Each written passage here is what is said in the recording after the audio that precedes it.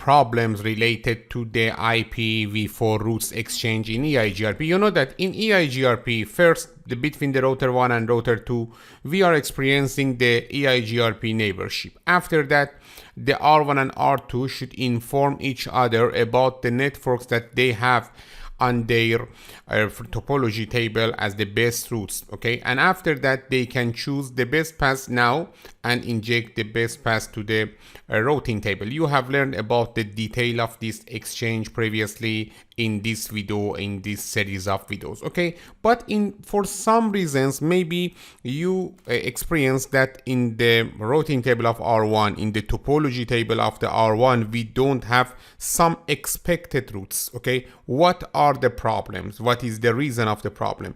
I'm going to talk about some of the reasons that maybe you should check them, okay, for troubleshooting of the missing IPv4 routes inside the EIGRP topology table of one router or EIGRP routing table, okay? Let me to talk about these reasons. Here you can see the first reason again is bad or missing network command.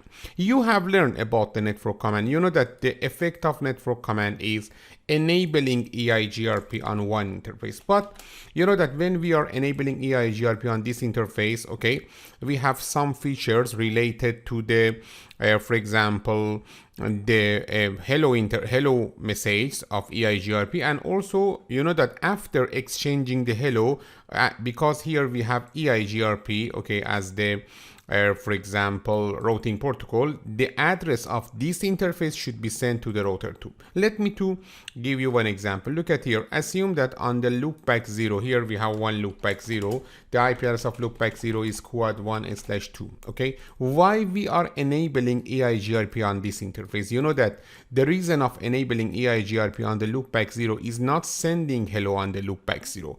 Actually, we want to inform the router 2 about the quad 1/32. Because of that, it is so important to enabling EIGRP on the loopback 0 for sending the quad 1, okay, /32 on the for example router 2. And this means that assume that here also we have one for example fast Ethernet interface. Assume that here we have fast Ethernet interface, fast Ethernet 00. This is connected to one LAN, okay? Maybe you want to configure this fast Ethernet as the passive interface. It's okay. You can configure the fast Ethernet as the passive interface, but again, you need to configure network for IP address of the fast Ethernet. Why? Because the first effect of network statement is sending hello on this interface, but the second and maybe the important effect of the enabling EIGRP on one interface is sending the network address of this interface to the other side. Because of that, don't forget that if you want to advertise the network of one for example interface, you should enable EIGRP on that interface. This is mandatory. But don't forget, we are enabling EIGRP on the interface, but the EIGRP is sending the network address. For example, on the fast Ethernet 00, okay, we have this IP address 192.168.11/24, okay? When you are configuring the EIGRP, you are using this network statement, network 192.168.11 quad 0. Actually, with the network statement, you are selecting which interface, okay? But the EIGRP should send the network address of this interface, 192.168.10. It is so important, okay? Don't forget, we don't give the EIGRP this information which network you should send. We are enabling EIGRP on one interface, okay, with selecting the IP address of that interface, and this is the EIGRP that should find the network address of that interface, and after that in the EIGRP update we will have the information related to the network address. Okay, let me to show you one simple example here. Assume that here I'm going to configure one loopback 0. This is the loopback 0's IP address. Okay, if you want, you can use one, for example, fast Ethernet interface. but I'm going to use the loopback 0 interface. In the R1, let me to show you a conft interface loopback 0. IP address is 192.168.11.255.255.255.0. After that, router EIGRP1, okay, then network 192.168.11 quad 0. So easy. Look at here. In the show IP protocols, as you can see now, we have enabled the EIGRP on these two interfaces. As you can see here, we have the IP address of the interface, not the network address that the EIGRP should send. Actually, EIGRP is selecting the address or the network address of these two interfaces, and after that send this to update to the router 2. In the router 2, if you want, you can check the routing table, show IP route EIGRP.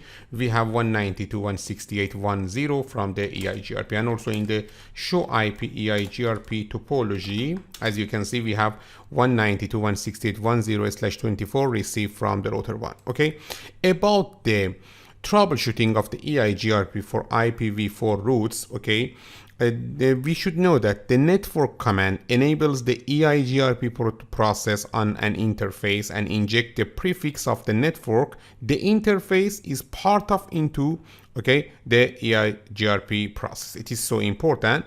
And after that, you should ensure that you are using the correct network statement, not missing network statement and not bad network statement. Missing network statement means we don't configure the EIGRP on the loopback 0 or one-on-one passive interface, because maybe we think that this is the passive interface and we don't need to enable EIGRP on that interface. No, we should enable EIGRP on the passive interface, but also we don't want to send hello or receive hello on that interface. We can configure that interface as passive.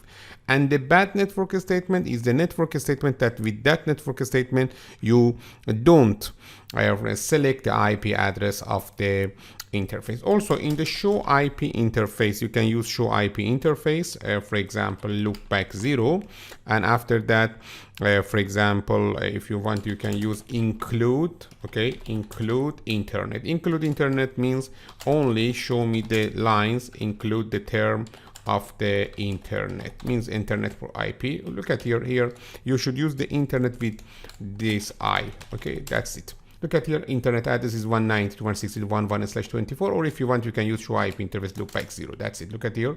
It is so easy to see which IP address is enabled on the interface. This is the first reason that maybe the result of this reason is, for example, missing one route inside the routing table or the topology table of the EIGRP. The next reason that maybe we encounter with, for example, about the missing the IPv4 route inside the topology table or inside the routing table is the better source of information. You have learned about the better source of information in previous videos. Assume that in the router 2, okay, look at here, in the router 2, in the show IP route, we don't show IP route EIGRP, we don't see the 10.120/24. Okay, you know that 10.120 is a network that we have in the topology table, show IP EIGRP topology. Look at here, 10.120 is available.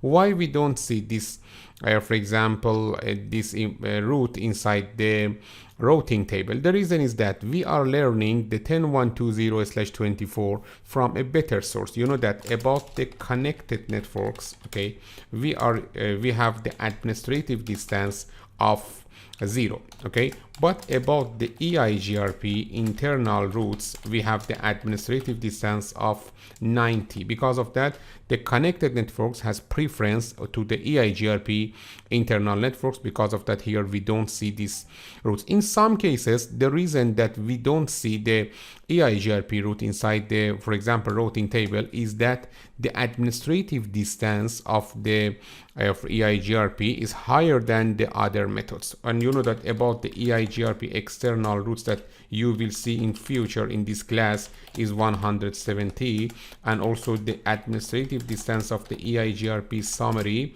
as you have seen in previous videos in this class, is the 5. This is the AD of the discard route or the for example, null route, and you know the reason of this because of the some of the suboptimal forwarding or loop prevention. Okay, because of that, we know that another reason that we don't see one EIGRP route inside the routing table or topology table maybe is the better source of information.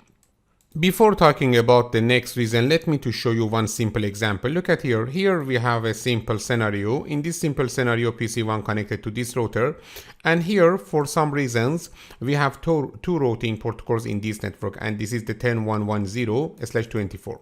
The router connected to the PC1 is learning the 10.110, okay, from the OSPF, from this path. Okay, and you know that the AD or administrative distance of the OSPF is 110, and also as you can see we are learning the 10.110 also from the EIGRP in this router with the AD of 19, and this means that the EIGRP is the better source. For example, when the traffic from the PC1 is receiving to this router, and this traffic should be forwarded to the 10.110 network, okay, the traffic should go to the EIGRP. But actually, as you can see here, we have in the OSPF we have the better path. Here we have 10 gigabit per second interface with only one next hop, okay, one hop count. And because of that, here if you send traffic to the EIGRP network, actually you are using the suboptimal path, and this is the suboptimal routing. In some cases you can increase the metric of EIGRP for optimal routing. For example, you can increase the metric of EIGRP to the, for example, 111. Okay, why? Because we don't to choose OSPF as the better path. Or if you want, you can decrease the value of the